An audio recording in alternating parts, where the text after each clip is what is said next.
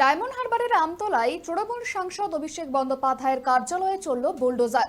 শনিবার সকালে বিশাল পুলিশ ও কেন্দ্রীয় বাহিনী নিয়ে আমতলার ওই 5তলা ভবনে অভিযানের নামে প্রশাসন। ভেঙে ফেলা হয় কার্যালয়ের সামনের সেট ও দেওয়াল। প্রশাসনের দাবি, কোনো অনুমোদিত বিল্ডিং প্ল্যান ছাড়াই বেআইনিভাবে গড়ে তোলা হয়েছিল এই বহুতলটি। ডায়মন্ড হারবারের আমতলায় অভিষেক বন্দ্যোপাধ্যায়ের কার্যালয়ের শেড ভাঙল বুলডোজার। ভাঙা হলো 5তলা ভবনের দেয়াল। শনিবার সকালে সেখানে অভিযানের নামে পুলিশ, কেন্দ্রীয় বাহিনী, সঙ্গে ছিল দমকলের আধিকারিক, বিডিও এবং বিএলআরও। অভিযোগ, 5তলা ওই ভবনটি অনুমোদিত বেন্ডিং প্ল্যান ছাড়াই নির্মাণ করা হয়। শনিবার সকালে অভিষেকের কার্যালয় ঘিরে ফেলে বিশাল পুলিশ এবং কেন্দ্রীয় বাহিনী।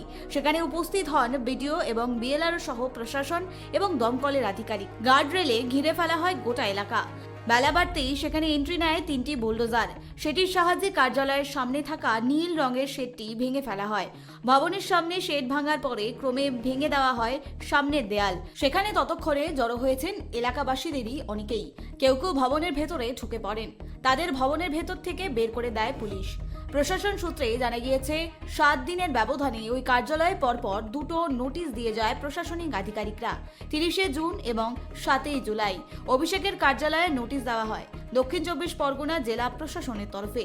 তবে নির্ধারিত শুনানিতে কেউ উপস্থিত না হওয়ায় প্রশাসন পরবর্তী পদক্ষেপ গ্রহণ করে।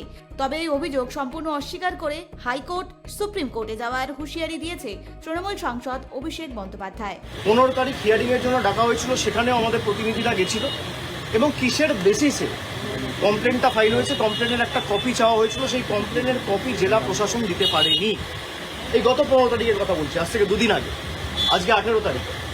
2 দিনের মধ্যে একদম 1তলা 2তলা বুলডোজার দিয়ে প্রায় ভেঙে গুড়িয়ে দেওয়া হয়েছে। এবং সেখানে খালি জেলা প্রশাসনের লোক নয়, মানে পুলিশ বা বিডিও বা বিএলআরও, খালি সরকারি আধিকারিক নয়, বিজেপির নেতারা বিজেপির ঝান্ডা নিয়ে গেরুয়া ফেট্টি মাথায় বেঁধে, গেরুয়া উত্তরীয় পরে, মুখ ঢেকে সেই পার্টি অফিসে ঢুকে তাণ্ডব লীলা চালিয়েছে।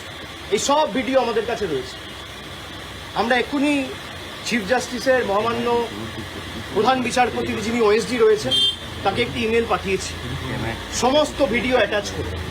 হাইকোর্টের দৃষ্টি আকর্ষণ করে যত দ্রুত সম্ভব আমরা চেষ্টা করবো এই মামলা মেনশনিং করে শুনানি করার, এবং সুপ্রিম কোর্ট অব্দি আমরা যাব। ভিডিওয় যাদের দেখা গেছে তারা কেউ কিন্তু বাঁচবেন না, আইনের হাত অনেক দূর।